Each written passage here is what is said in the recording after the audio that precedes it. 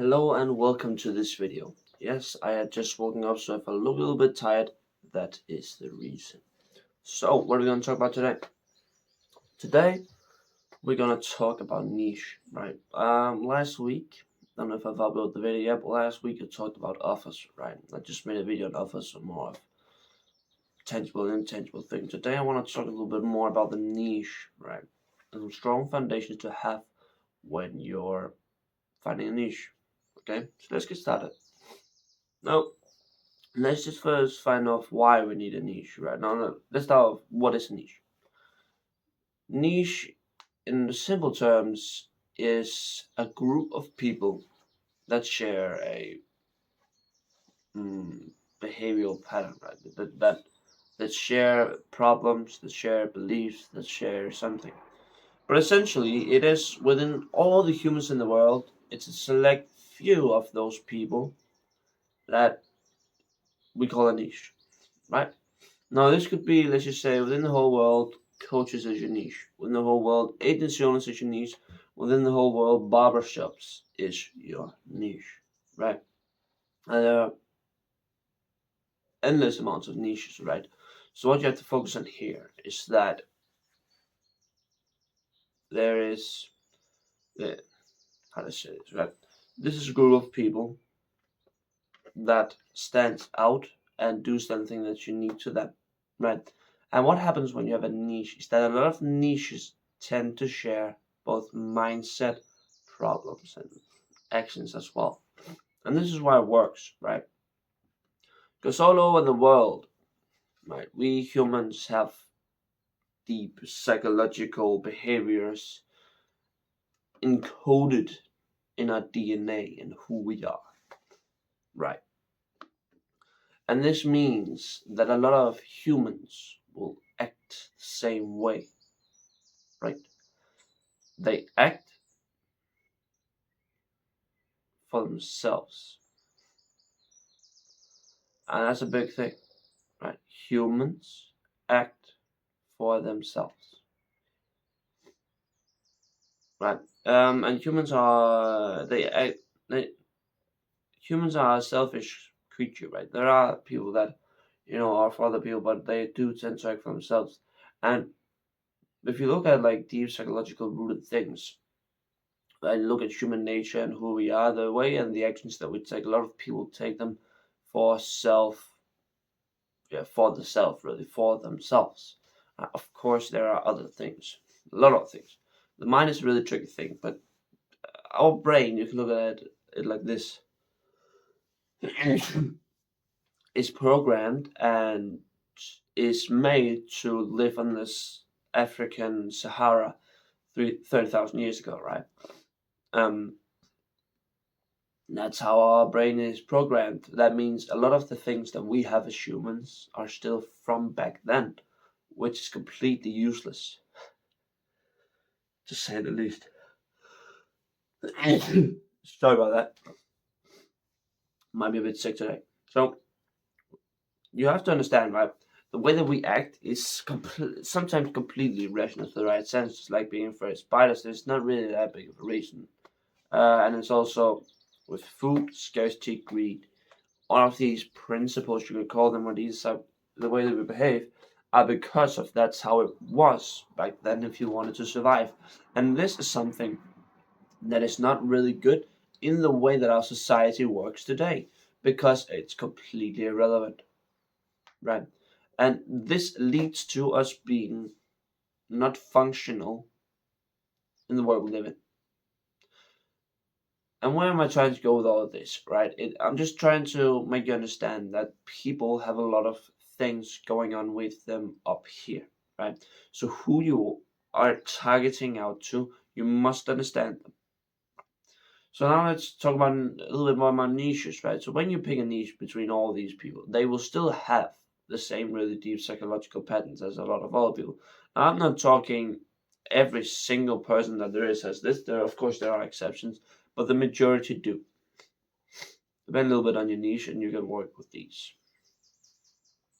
Now, when you look at, let's just say like this, when you look at your niche, right? When we have picked your niche, I don't know what your niche is, but think of your niche.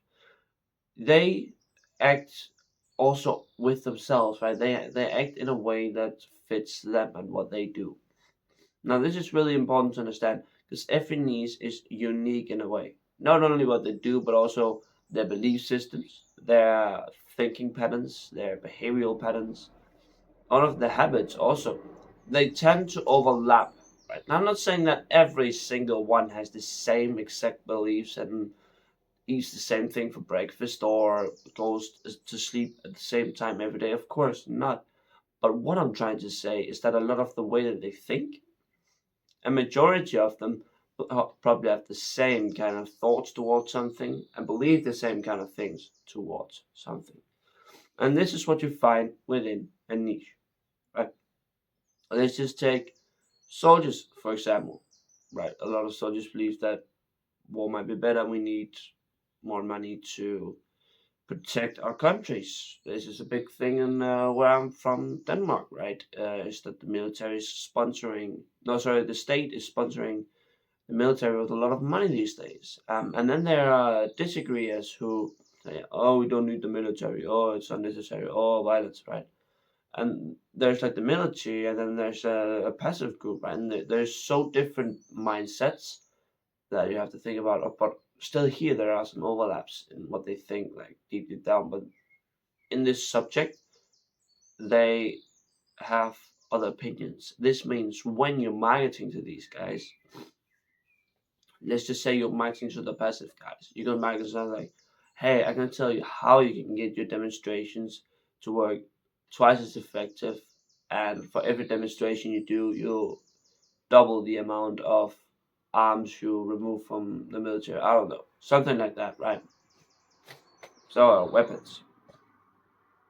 It's really abstract niche, but it's just an example. And you must understand a lot of these people will have the same beliefs, but they're not the same people. So the when you're actually marketing, you want to focus on the deep psychological things, but you also want to focus on what who they are, like really as a person themselves, and that's what you're really going after. Who are they as a person, and what deep psychological beliefs do they have also, right? And you must, when you're picking your niche, a lot of people have this saying that, "Oh, I want the best niche." Oh, what is the best niche? Right? Because there are a lot of mindsets out there, and who has the most money, right? I'm just gonna go to the niche with the most money. But the thing is, the best niche is really the one you've been in for a long amount of time. Because understand all these thinking patterns and deep psychological ways of working as a person, and also your niche, how they work, how they react, how they live, right? That just takes time. This means the niche that's best for you is the one you've been in for a long amount of time. So there's great examples of it. If you're coming out like me, who was a student, I was just turned 17 when I started my journey, and you come out of this and you just raw, let's get the start right. I have no knowledge of the world whatsoever. So I don't have any pre-knowledge or assumptions, so I just started to work with podcasts. That's my first niche. Then I moved over to coach consultants, and yeah, now we're doing like high ticket beat. I do two things. I help a lot of other coaches, but the main ones, like my one on one, I help like high ticket B2B coaches, right? And that's what I do for a primary. Now, I picked this niche because I thought it was interesting. I really like the last thing that I'm doing. Some really awesome people that I meet, and the thing that we're doing is also pretty fun. It's in sales, and I really love sales. I like sales a lot. Now, I the thing is, it was hard. It's there's a lot for me to learn. When I'm going into a niche corporate level, a 18, 19-year-old kid, what the fuck do I know? I don't know anything, right? I'm almost turning 20 soon, but I don't know shit. Like literally, I don't know anything in the niche. I don't know what's going on. Don't know what to do. I don't know how to feel or act or anything. Because this niche is something I've never been in, so I have to learn the patterns. That's also what it's really, really hard, right? When you're doing cold calling, when you're doing email, you're sending emails for the first time. I don't know what I'm making the email for. I don't know what things I must include or what things I have to do to make that thing convert because I don't know the niche. So having a deeper understanding of what niche you're working with, it takes a lot of time, but it is probably what's going to set you apart from your competition. So sorry, guys. So look at your niche right now and think, okay, how long have I been in this niche? Have I really tried this niche? I mean, you should be sticking for a niche for like 2 years before you switch. But people have a problem with speed. Of course, don't be stupid. If it's not working at all, then you should shift, right? And there is niches out there that are really bad, but it tends to be that you can almost make any niche work. You just need to fix a problem that they all share. If you actually solve a large enough problem, you can basically be in any niche. And that means that whatever niche that you're in or whatever niche you want to be in, you need to prepare yourself, right? Because you're going to be there for a long time. So, I mean, picking a niche is super essential for doing this. So, find something, find a niche they like, and then find a problem that they all share. So, do your research. What's the problem? What did they do? Find that problem, and then learn to solve that problem, and then sell that solution.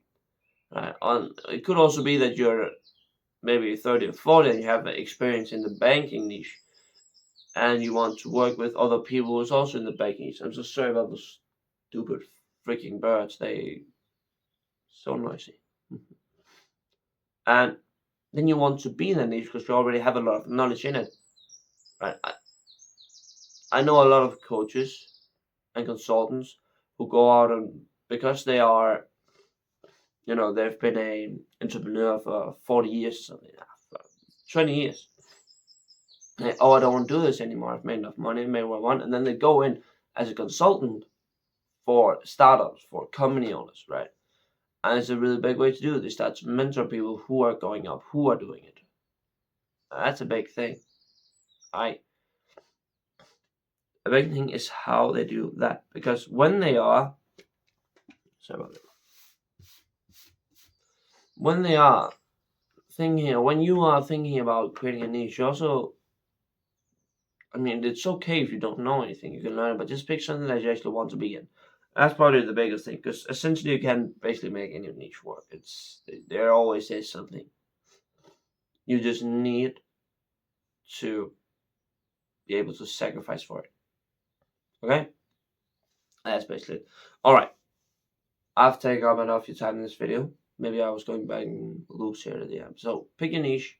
What's the problem? How can you solve it? How long have you been there? All these questions to ask yourself. And start to research. Be better. Do more. Now, that's it for this video. I'm Christian, on a social media marketing agency. If you're a coach consultant, please join. If not, don't really care. Could be beneficial for you. Link in the description. Just a salesman.